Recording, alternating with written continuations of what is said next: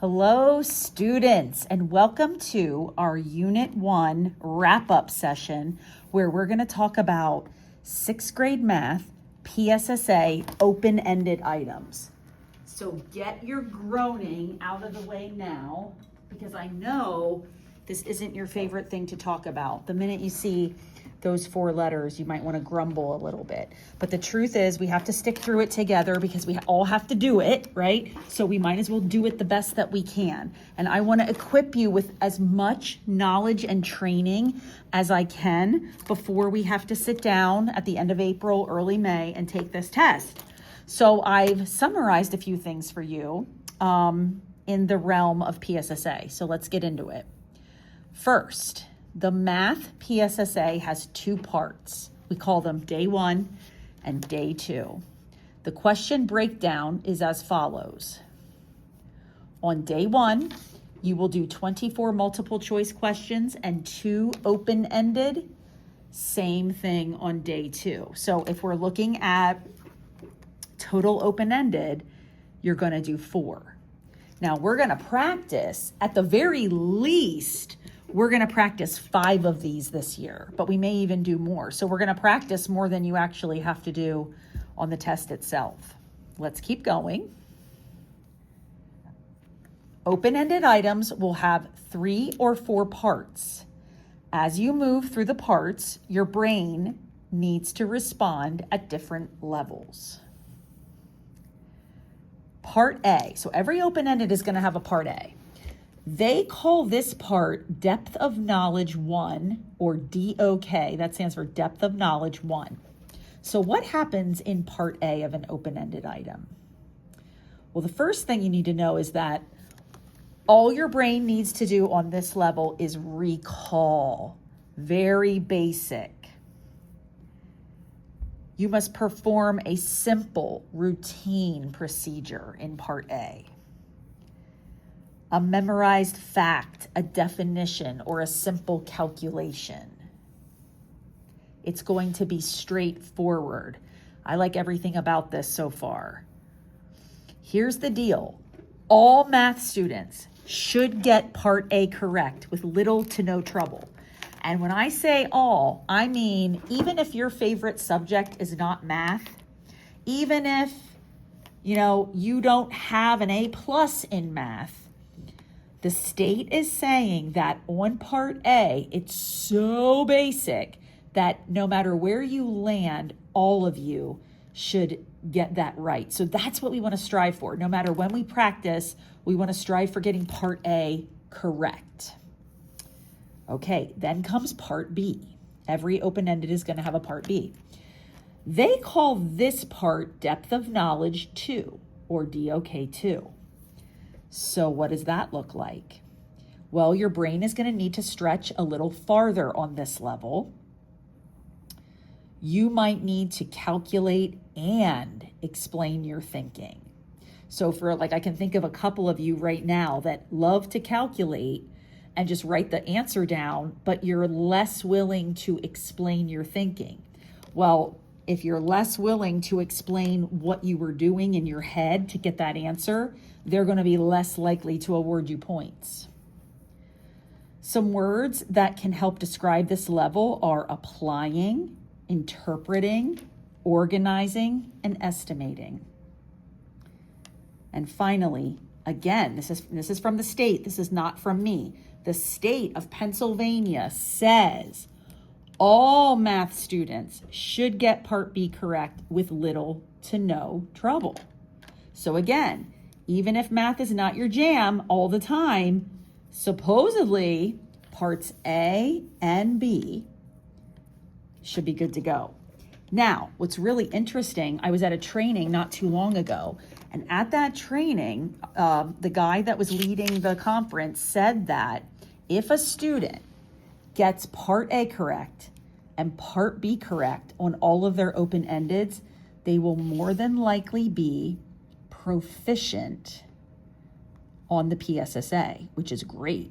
That's what we want, proficiency. Now, there are other levels. We have advanced, and we'll talk about that in a minute. And then underneath proficient, we have basic. And then underneath that, we have below basic. So those are the 4 levels of scoring. So what they said to us in this training is that if you can get part A and part B correct on any open-ended or all of your open-endeds, you should be landing most likely right here, which I would be more than happy about. Okay? All right, let's keep going. Finally, we have part C. Now, once you get to part C on an open-ended, they call this depth of knowledge 3 or DOK3. So what's going on in this level? Well, your brain is digging deep on this level. This is the strategic thinking level. This level requires reasoning, analyzing, predicting, and making math arguments. This level is more demanding, abstract, and complex. My students who love math are starting to light up here. And here's what they say at my training. The math students who get part C correct on their open-endeds are more than likely going to score advanced on the PSSA. So if you're not going to be happy being proficient, right, then you need to get part C right to move into that advanced category. Don't be afraid of it. Don't be afraid of part C. Just know that your brain has to work harder. That's just what it is. You have to be more of a problem solver and a thinker in part C. Now, sometimes there is a part D, and if there is a part D, it falls in the same category as part C. It's not like there's a depth of knowledge 4. So part D and part C would be very similar. And the last thing I wanted to tell you here is that every open-ended item is scored out of a total of 4 points. So you can literally score on every open-ended. You can score a 0, a 1, a 2, a 3, or a 4. Of course, the 4 is the best and the 0 is the worst. So let's break down what those scores mean. And this will be the last thing I do on this video. So this is right off of the State of Pennsylvania's website. This is general description of the scoring guidelines for math open-ended questions. A lot of times they let you, well, not a lot of times, every time on the PSSA, on the day you take it, they let you look at these, but I don't know how many of you actually read them. So we're going to read these together. So if you're going to be a 4, like an advanced student getting a 4 on your open-ended, this is what it will look like. Your response demonstrates a thorough understanding of the mathematical concepts and procedures required by the task.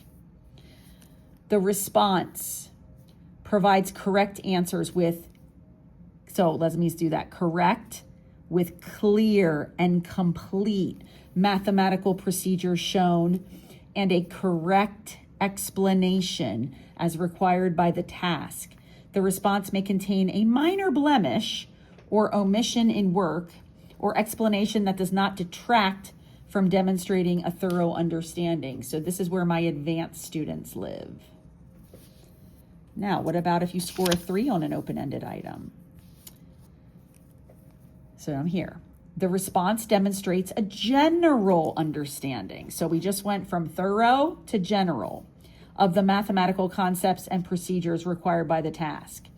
The response and explanation as required by the task are mostly complete and correct. The response may have minor errors or omissions that do not detract from demonstrating a general understanding.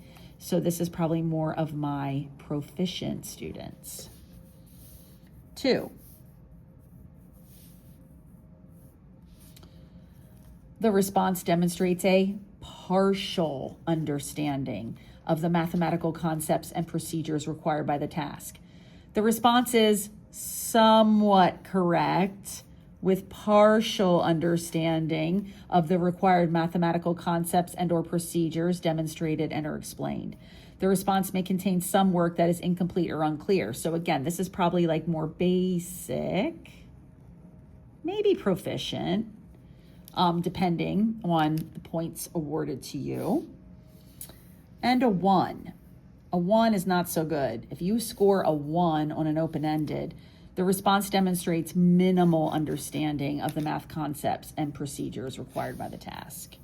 And of course, if you get a 0, the response has no correct answers in it, insufficient evidence, so nothing is correct, nothing is proven to demonstrate any understanding of the math concepts and procedures. To get a 0, you pretty much have to write like nothing down to get that 0. And that this is going to be, living in the basic or below basic category. Okay, so that's the deal. This is an introduction to the different parts of the PSSA. And now you're going to actually take some time and you're going to do a practice problem. So right after this video, you're going to attempt to do your very best on your very own first open-ended item. Thanks for watching and happy trails to you.